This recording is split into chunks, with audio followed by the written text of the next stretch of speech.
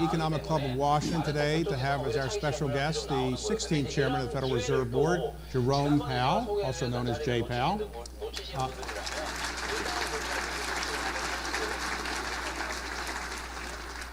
Jay, you were nominated to be chairman of the Fed by President Trump. You had previously served as a member of the Fed, as your predecessors had as well. Ben Bernanke and Janet Yellen both served as members of the Fed before they became chairs. Now that you've been a member and you've been chair, is being chair all that it's cracked up to be? First, thank you, David. Thanks. It's great to be here today. So I was a governor for 6 years, and I think I had every job on the Board of Governors that there is to have other than chair. And it's a very different job, whereas I was focusing on a million different things. Now I'm really focused on the economy, public communication, monetary policy, and the institution. And so it's quite a different thing, and yes, it's a great job, and it's a great honor to come to work every day. You enjoy the job, but you don't wish you were just a member of it. No, I do enjoy the job. I really do. I'm very grateful for the opportunity. It's a great honor, and I enjoy it.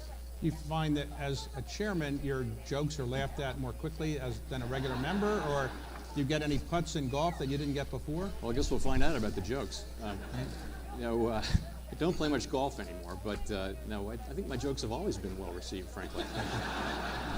Okay.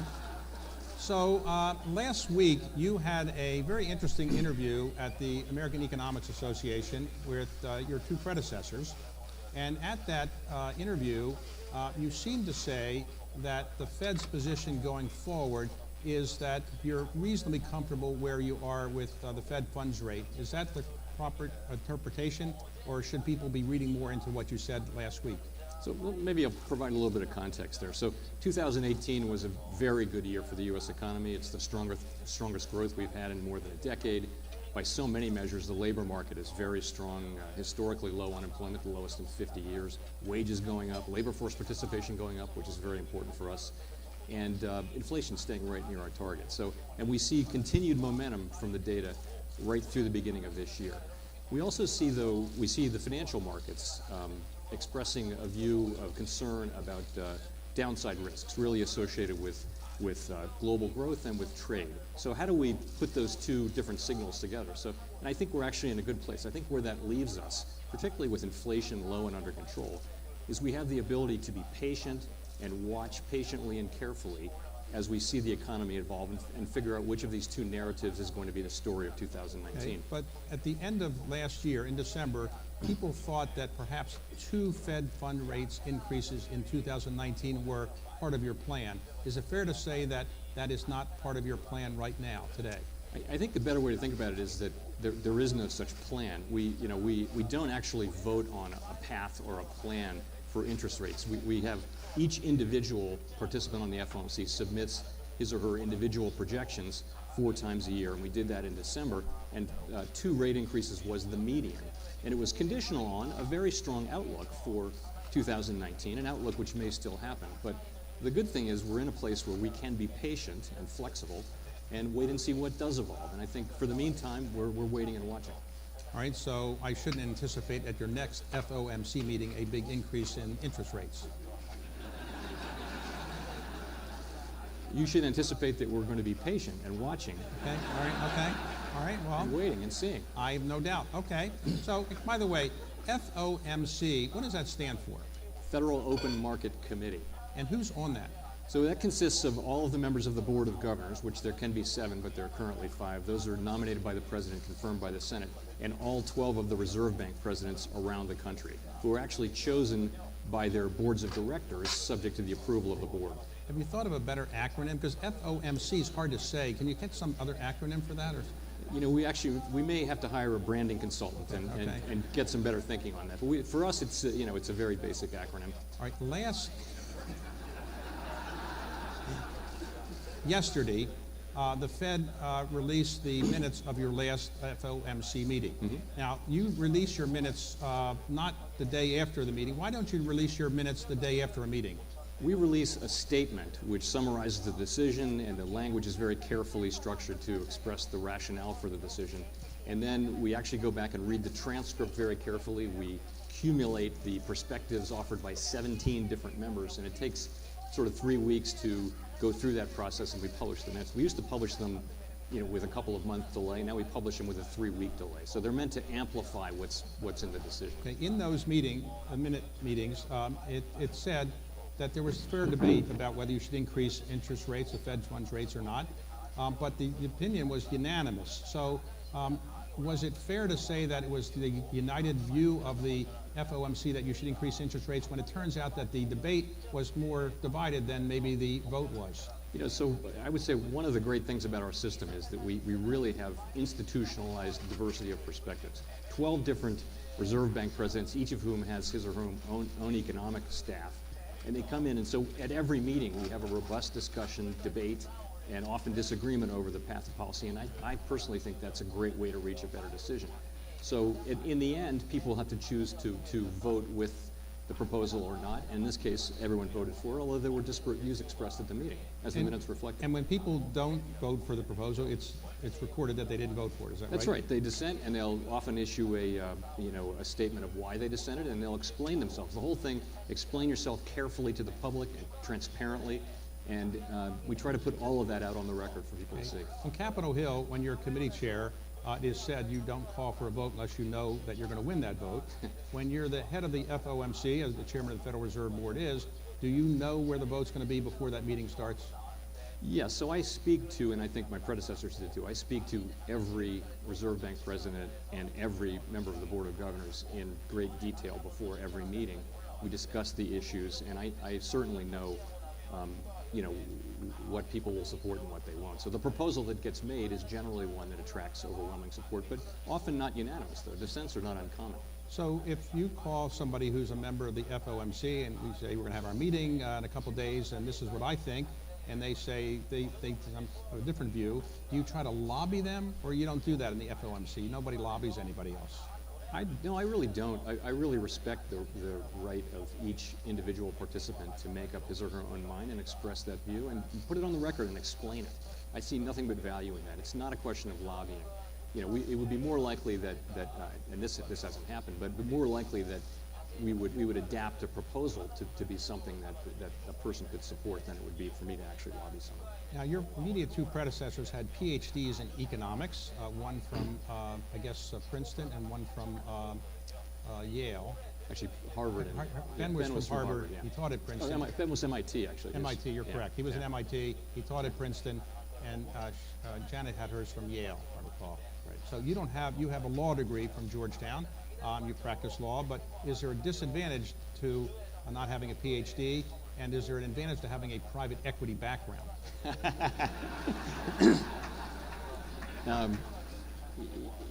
I wouldn't say there's a disadvantage to not having a PhD. I've been at the board 7 years. I've had a lot of time to learn the monetary economics. You really have to do that if you're going to serve at the board and you're not a PhD economist. You've very much got to invest in learning it, and of course I've done that. But part of my career is doing different things and learning different things. I have an interesting story for you, as a matter of fact. Okay. I know a guy who founded a private equity firm with no business degree, no experience, and made a success of it. So it can be done.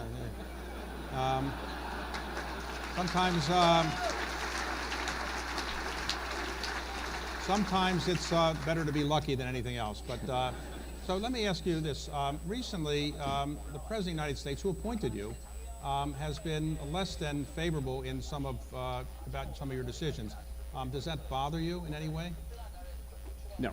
So we're very, very focused on our job. Congress has given us a very specific job. It's an important job. We're here to serve the American people, all of the American people, try to use our tools to achieve maximum employment and stable price stability. So that's what we're focused on. We don't get distracted by other things. We do not take political factors into consideration, either in our discussions or in our decisions at all.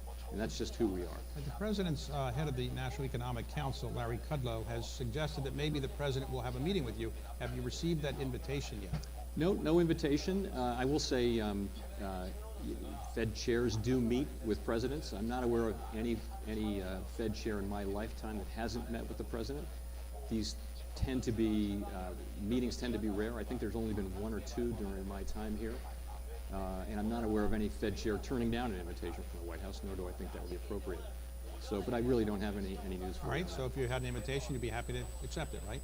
I'm not aware of anyone not accepting it. Okay? Okay. So let's talk for a moment about the economy. The Fed, in its FOMC minutes, pointed out that there's a disparity a little bit. The financial markets seem to be a little bit uncertain from time to time, but the core economy seems to be doing quite nicely. Now, how do you just explain why the financial markets seem to be nervous and the core economy seems to be growing at a pretty good rate?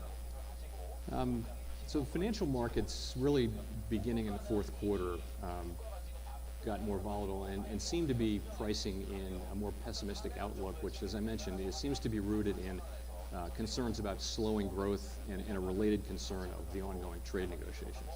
So, if you look at the incoming data right through the end of the year and into the beginning of this year, you don't really see any evidence of a slowdown. And so we're in a situation where we have factors pointing in different directions. And by the way, this is not uncommon. This is actually something that happens not infrequently. And when we have that, what we do is we apply sort of risk management principles. In other words, we're not just concerned about the baseline case. We're thinking about what are the risks, and we're using our tools to address those risks. So in that case, what does it mean? It means first, there is no preset path for rates. There really isn't. There never is, but there particularly isn't now. Second, as I mentioned, it gives us the opportunity to be patient and watch and see what does evolve. Are we going to see the more positive view that most forecasters have of this year, or are we going to see slowing global growth, and are we going to see that affect U.S. growth? If it does, then I can assure you, it's a common thing for the economy to behave in ways that are not exactly as we expect, and when that happens, we can flexibly and quickly move policy. We can do so significantly as well if that's appropriate. So we'll always use our tools to try to sustain this expansion and keep the labor market strong and inflation. So currently, the Fed is projecting the U.S. economy is going to grow in 2019 at 2.3%. I believe that's your number. It previously was a little bit higher, 2.5%, I think, last year. You've lowered it. Is that correct? And are you going to lower it again because of the government shutdown? Is that going to affect the economy, in your view? Let me say first, there is no official Fed projection. What 2.3% was the median of 17 participants. So they were half above and half below that. We'll during the year, not infrequently, in fact, typically when we submit new projections every quarter, the projections will change. I mean, it's very difficult to forecast the economy to that level of precision. And, so we'll take into account tightening financial conditions, which we've seen, and we'll also, lower our rate path and try to have monetary policy offset weakness before it even happens. The shutdown, what's the impact on the economy in your view? In the short term, if government shutdowns don't last very long, they have typically not left much of a mark on the economy, which isn't to say that there's plenty of personal hardship that people undergo, but at the aggregate level, the economy generally does not reflect much damage from a shutdown. A longer shutdown is something we haven't had. If we have an extended shutdown, then I do think that would show up in the data pretty clearly. Particularly from our standpoint, one of the agencies that shut down is Commerce, which has the Bureau of Economic Analysis and the Census Bureau, and some of the pretty important data that we get is published by them and would not be published, including retail sales and GDP and a bunch of other things that are coming out this month. So we would have a less clear picture into the economy if it were to go on much longer. You don't gather your own information, you rely on other agencies to give you information? In most cases, we're getting information from the Bureau of Labor Standards and BEA. We do have a handful of data series that we collect ourselves. Okay, and so today, let's talk about the economy going forward. We're close to the longest period of expansion since World War II, and we could break that record. Do you see anything on the horizon that would make it likely that we would go into a recession in 2019? I don't see anything that suggests that the possibility of a recession in the near term is at all elevated. Recessions are most often caused by two things. One is inflation that is high enough that the Fed has to hit the brakes. We don't see that. More common recently in the last several cycles, it's really been a matter of mounting financial imbalances, by which I mean asset bubbles, the housing bubble, the dot-com bubble, or just excessive leverage, as you saw in the subprime mortgage area, where those things happen. We don't see that either. So we don't see the two most basic recent causes of recessions. We don't see those risks. So I would say the possibility is not elevated at the moment. So you don't see any worry, you're not worried in 2019 about anything close to a recession? I don't see a recession. I would say that if you ask me what am I worried about, I would say the U.S. economy is solid. As I mentioned, there's good momentum going into this year. The principal worry I would have is really global growth. If you look at Asia, look at Europe, you're seeing slowing in growth, and the question will be, how much does that affect us? It's a tightly integrated global economy and global financial markets, and we will feel that. Now, talk about inflation for a moment. One of the Fed's main jobs is to worry about inflation. What do you think the inflation rate is likely to be for 2019? I think it's going to be right around 2%. I think sort of a capital asset that we inherited from Chairman Volcker and Greenspan is strongly anchored inflation expectations. So what that means is that when the economy is really weak, inflation doesn't go down very much, and when the economy is really strong, it doesn't go up very much. So inflation tends to be rooted pretty close to 2%. Historically, it used to be thought that when oil prices were high, very high, that was not good for our country's inflation rate, not good for our economy. Now that we're the biggest producer of oil in the world, is it good when the OPEC prices go down, or is it better when oil prices are like $70 a barrel because we produce so much of it?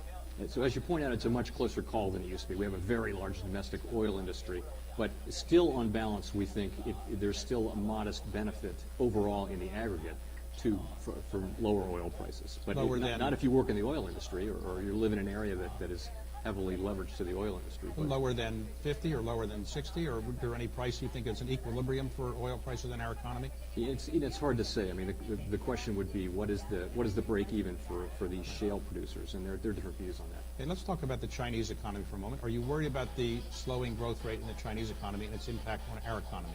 It is a concern, something we're watching. You know, the Chinese economy has slowed down, and it's showing up a lot in consumer spending. So weak retail spending. Everyone will have seen the Apple news last week, I suspect, of weak sales of their phones in China.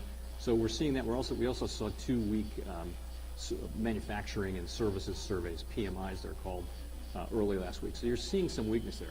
The thing you're also seeing, though, is the Chinese authorities are doing repeated rounds of things to support the economy, as they can do, just over and over again, different things. And so I still think the baseline, most likely baseline case for China is going to be another year of solid growth. I don't see, there's no reason to think it'll be something worse than that. Do you think the tariffs that we've imposed on Chinese imports is a good thing for our economy, or a harmful thing for the Chinese economy? And how much longer do you think this could go on before it's going to really hurt our economy?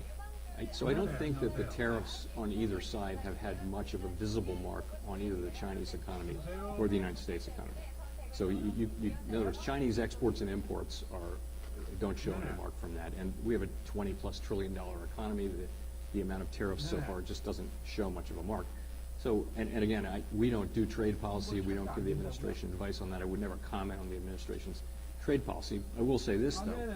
If this leads us to a fairer, if this process leads us to a fairer, more open, lower tariff environment for trade, that'll be good for the global economy, be good for our economy. If instead it leads to a more protectionist environment where tariffs are higher and they're mutual and they're long-lasting, then that'll lead to a less productive economy here in the United States and around the world. Now, what about Brexit? Do you think that Brexit, if it occurs or however it occurs, is going to hurt the European economy and the British economy and therefore hurt our economy? What is your view on that?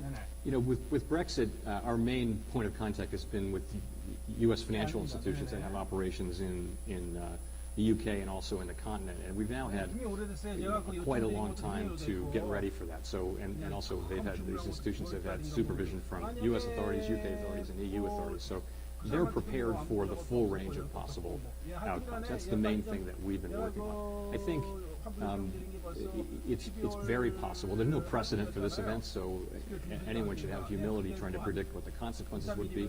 But I would say that the base case is that there will be, some effect on both the UK economy and the EU economy, but it doesn't need to be very significant unless there are real financial disruptions, and we don't expect that. Now, in our economy, we're running an annual deficit of about $1 trillion or more, with $21 or $22 trillion of total indebtedness, internal and external. Are you worried at the Fed about the enormous amount of debt the federal government has? I'm very worried about it.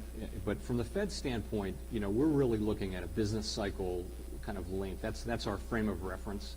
And the long-run fiscal non-sustainability of the U.S. federal government isn't really something that plays into the next, the sort of medium term that is relevant for our policy decisions. It's a long-run issue that we definitely need to face, and ultimately we'll have no choice but to face. Now, as a result of quantitative easing, the Fed bought a lot of securities, and now you're letting them roll off. Is that the correct policy? As opposed to selling them, you're just letting them expire. Is that the correct policy in your view? Yes, so that we wanted to have the balance sheet return to a more normal level, which is a level no larger than it needs to be for us to conduct monetary policy efficiently. What level was that? Effectively. Sorry? What level would that be? $1 trillion? Don't know the exact level. That will depend on really the public's appetite for our liabilities, specifically currency. To us, that's a liability, and the public has a large appetite for currency, and also reserves and other liabilities. So it'll be substantially smaller than it is now. But what is it now? What is the balance sheet now? It's a little under $4 trillion. It was $1 trillion before the crisis. It will be smaller than it is now, but nowhere near what it was before. And the reason is currency was well less than $1 trillion before quantitative easing started, and now is moving up toward $2 trillion. As you look back on the Great Recession and what the Fed did with its various policies, with TARP and other things, would you say there's anything that you've learned at the Fed that if you had a similar problem in the future, you would do something differently? I would say, and I raised concerns in my early years at the Fed about quantitative easing and how effective it would be. I would say if you look fairly back at the record and don't expect perfection, that the Fed did a very good job, particularly at the height of the crisis. The first quantitative easing program and the other things that the government did, not the Fed, were successful in ending what had all the makings of a collapse of the global financial system. That didn't happen, and it had never happened. And I think that's because of the efforts of the people who were in government, including the Fed, but also including the administration at that time. Now, what about the unemployment rate? Where do you think that's headed for this year? So right now it's 3.9%, and we've been under 4% since, I think, for the last 9 months. Again, that hasn't happened since the mid-'60s, so it's a 50-year low. If we get this world that is sort of our baseline case of growth in the range of 2 to 2.5%, then unemployment should move down another couple of tenths, something like that. So how do you relate to, let's say, talk to the administration? You don't meet the president regularly. Fed chairs don't typically do that. But do you meet with the Treasury Secretary regularly or other people at the White House? How do you communicate with them and vice versa? So it's important that we have relationships with all the other parts of the government, including the independent regulatory agencies, including Congress, and including the administration. So by long tradition, many decade tradition, the Fed chair has regular meetings which wind up being breakfasts and lunches, mostly breakfasts between the Secretary of the Treasury and the Fed chair. That can happen weekly unless it gets canceled, which sometimes it does for travel and that kind of thing. Where do they have them? At the Treasury or at the Fed? Alternates. We also have the Council of Economic Advisors. Where's the food better? Treasury. Treasury. Trust me there. Okay. All right. So I meet with the head of the National Economic Council. The Board of Governors actually meets with the Council of Economic Advisors. And these are very important relationships, very important and very standard, and because we need to have a working relationship. It'll come in handy at times. So if a member of Congress calls you and says, I'd like to meet with you, what do you do? Do you meet with any member of Congress that wants to meet with you, or how do you decide? I don't decide. I just meet with them. I do. I think it's very important. Do they come to visit you, or you go visit them? I visit them quite a lot, but we have visitors. I have visitors over for breakfast and lunch and groups and things like that. I can't stress how important it is. In our system of government, our accountability to the American people runs through Congress, through the two oversight committees, Senate Banking Committee, House Financial Services Committee, and also through leadership. So I spend, and all my board colleagues also spend lots of time explaining what we're doing and why we're doing it. We seek transparency. We seek accountability. It's a big part of what we do. Some of your predecessors were known to speak in what they would call, and I would call, Fed speak, which is to say it's very difficult to understand what they're actually saying. Alan Greenspan would be the master at that. I think he would take pride in that. Proudly, yeah. So you don't like to speak in Fed speak, so how do you get out of speaking in Fed speak when you have all those Fed people around you? What I'm trying to do is I'm trying to explain what we're doing and why we're doing it in a way that is comprehensible to the interested public. And that's what I try to do. So jargon, economic jargon, has a real place. It's the way economists say exactly what they mean and exactly what they don't mean. It's not appropriate for use with the public because it's just annoying. When people start using these technical words that don't mean anything to them, it's just irritating. So I try hard not to use it, or lapse into Latin for that matter. Okay. Now, speaking of Latin and interesting use of language, you have a skill that you have perfected since college, which is you can take a word and pronounce it backwards. So like take Rubenstein. You can say that backwards. Is that right? Yes. Actually, it was something I was born with. I can see your name spelled forward and backward in my head. I've been able to do that since I could read. So. Is there any advantage in life in having this skill? Or? It has been surprisingly lucrative at times. Really? Wow. Okay. So what else do you do for relaxation? Yeah, you're a guitar player, right? I'm an amateur musician, yes. And do you sing as well, or just? I sing badly. I try to accompany people who sing well. Okay. And you used to be a golfer. You're not a golfer now.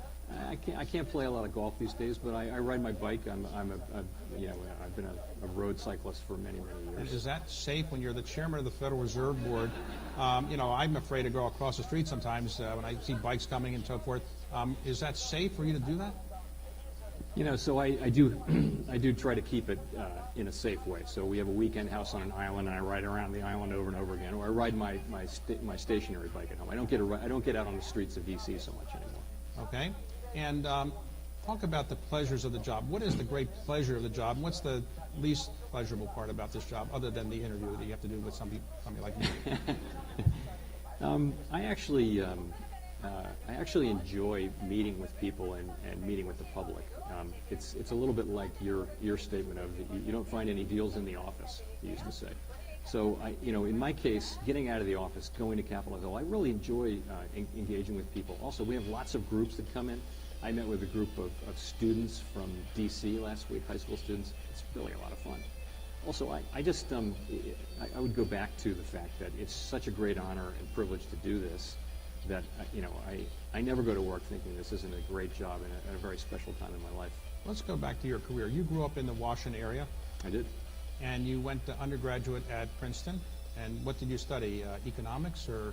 I took micro and macro and majored in politics there. So I did not really, despite my father's requests, I did not become an econ major. So Neither did my daughter, by the way. And you then went to Georgetown Law School, is that right? Yes, I and did. You were editor-in-chief of the Law Review? Yes, I was. And then you clerked, and so you had a great legal career, and you practiced law at Davis Polk for a while. Why did you abandon the practice of law? It's funny. Going to law school led me to practice law, obviously, although it didn't lead everybody there. And then practicing law led me to want to go into investment banking because they were the clients, and it seemed like they were having more fun. So I went into investment banking. Making more money, for sure. And that led me to other things. And so you ultimately went to Dillon Reed, and there you worked for a man, Nick Brady, who ultimately became Treasury Secretary. He recruited you to Washington, D.C., is that right? That's right. Yeah. And you became Undersecretary for Finance under him, under George Herbert Walker Bush, is that right? That's correct, yeah. And then you decided to go back to Dillon Reed for a while, is that right? Yes.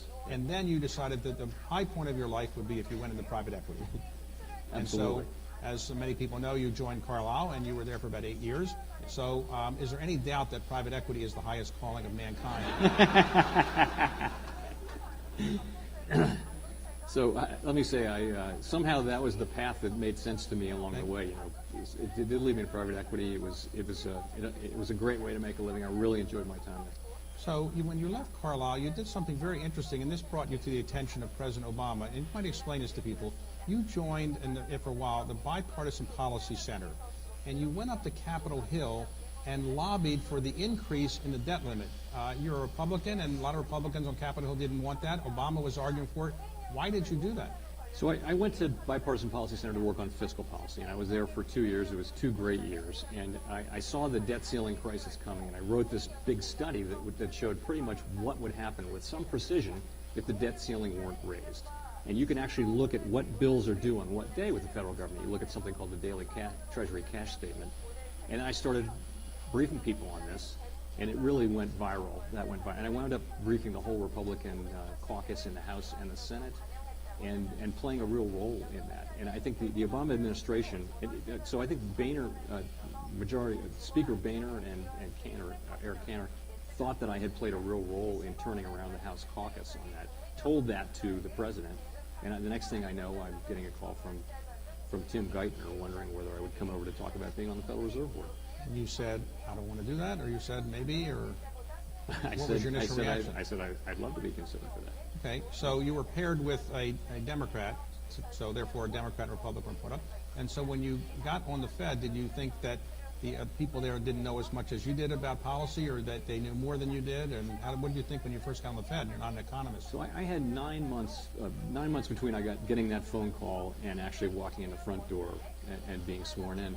And I used that time to just study economics and study, through textbooks and also through lots and lots of papers and speeches. I just used that time. And then I got into the real education. I assumed that I had a lot to learn. I spent a couple of years really hitting the books. In fact, I sat next to Janet Yellen in those days, and she used to come in my office and go, "Are you coming out today?" So I hit it really hard there. I felt like I had a lot to learn, and I did. So you were there when Janet Yellen was chair? She was vice chair. That's when she was vice chair. But she became chair, and you were there, and also Ben Bernanke. So who was the better chair? It's a tie. Okay, a tie. Okay. So when the opportunity came for you to be appointed as a chair, as I recall, there were several candidates that were considered by the president. Had you ever met the president before? I never had met the president. I met him for the first time when I had my interview for chair. And how long did you spend with him? Less than an hour. I can't remember exactly how long it was. But it was And so after it was over, you said, I got that. I did that pretty well, and I'm going to get this job, or you didn't know? I didn't know. I felt like the interview had gone well. That's really all I knew. So who called you to say it went well? I actually don't remember who would have called me, but I would have heard from my other contacts in the White House whether it went well or not. But it was a process that went on and on. There were various people being interviewed. I had no expectation at that point that I was going to be chosen. Okay. So today, as the Fed works generally, if you could revise the Federal Reserve Act, what would you change? It was drafted, 105 years ago. What would you change? So the Federal Reserve Act, the Fed was founded. The law passed in 1913, but the act was very deeply amended in 1935. And what you see with the Federal Open Market Committee involving the 12 Reserve Bank presidents and all the governors, that is really the product of the 1935 Act. And I would say that it's been remarkably durable. We're really not looking for any changes. As I mentioned earlier, we have guaranteed institutionalized diversity of perspectives for monetary policy.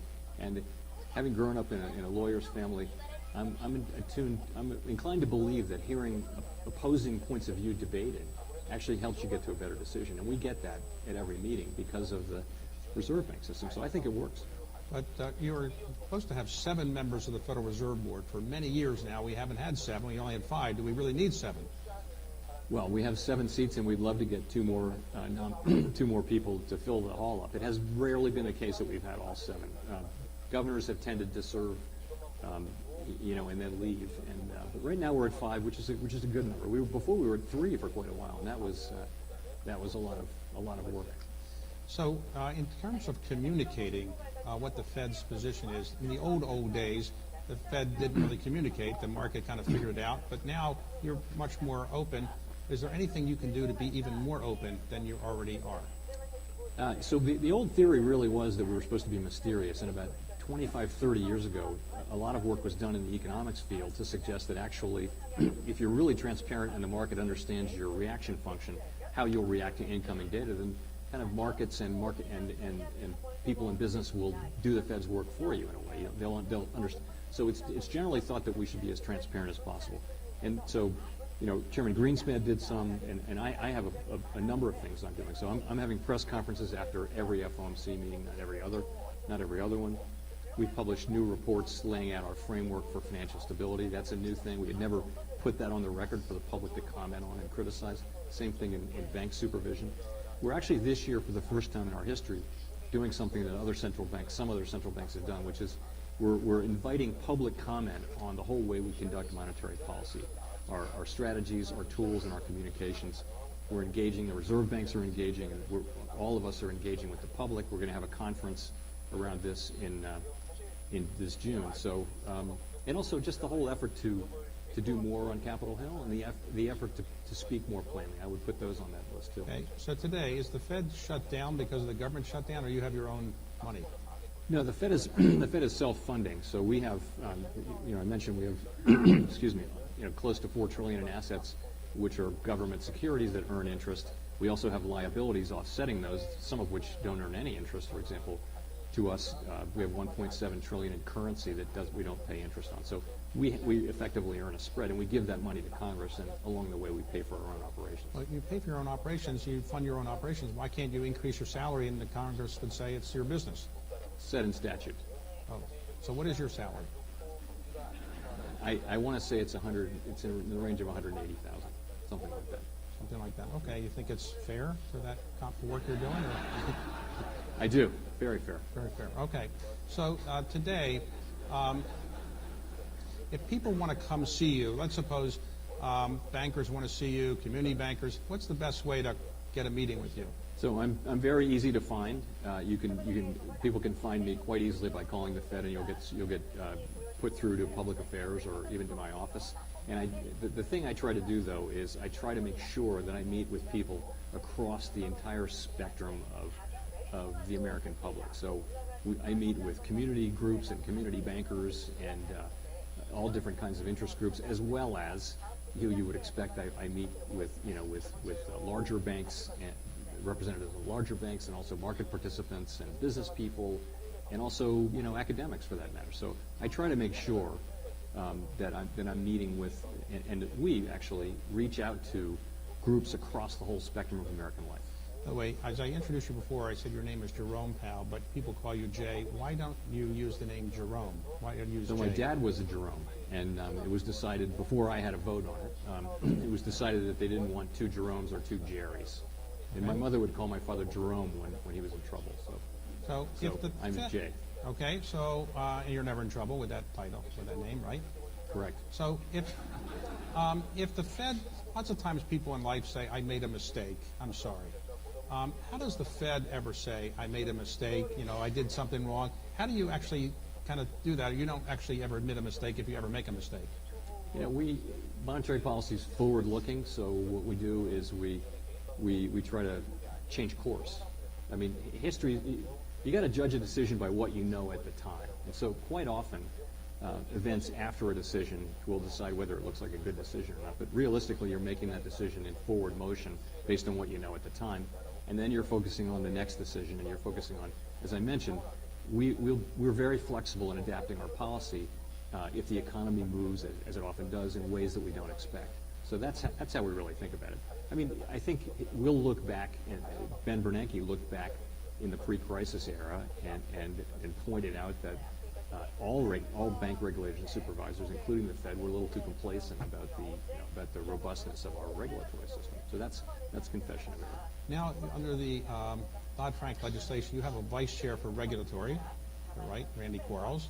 And how does that operate? He operates completely separately from what you're doing in some ways? No, he has his statutory responsibilities as distinct from what he actually does every day. But his statutory responsibility is to recommend policies to the full board. But he actually has personally he has oversight over the whole supervisory apparatus, which is many thousands of people out through the reserve banks, and also takes the lead he testifies by statute a couple of times a year on Capitol Hill, and takes the lead in negotiating. Lots of the rules that we do for banks are multi-agency rules, so there's a negotiation between us, FDIC and OCC. He does all of that. It's a very big job. Okay, and so today, when you testify, and members ask you questions that you think are not so great, maybe like some of the ones I'm asking you, how do you politely tell them that the question wasn't so good, but you'll give them a good answer? I haven't been asked a question that wasn't good yet, but if I did, I think you try to engage with the sense of what people ask. You try to be as responsive. Some people in Congress have been pushing for a long time the audit of the Federal Reserve. Do you have a view on whether that's a good idea or not?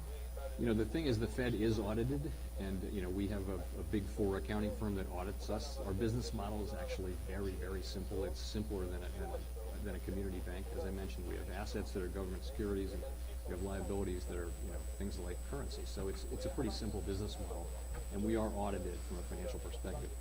What the term audit means in this context is a review of policy. And there's one area at the Fed that Congress has exempted from that audit, and that would be by the General Accountability Office, and that is monetary policy. Everything else at the Fed can be audited at any time. But what that really means is reviewing policy as to whether it was correct and whether it was well handled. And I think, if central banks and governments around the world have decided to separate monetary policy from that sort of review by outside parties. So, and I think that's a wise decision and one that we've made. Now, people would like to know what the FOMC is going to do before you publicly announce it. So how can you be sure that somebody isn't bugging the meeting room or hacking into your computer system? What kind of assurance can you give people that you are as tight as possible in terms of maintaining the secrecy of what you're doing before it's public? I'm sure many of you face similar cyber issues. So, we know that we're a high-profile target for cyber attacks and that sort of thing.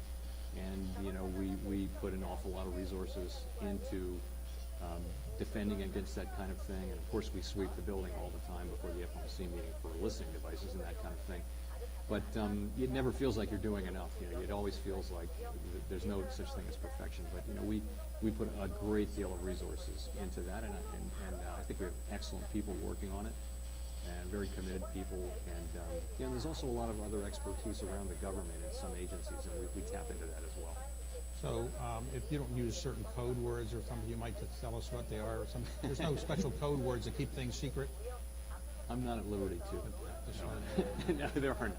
There are not. We rely on having secure communications and that kind of thing. So when you're appointed to the member of the Fed, typically a Fed appointment is a 14-year appointment. Is that?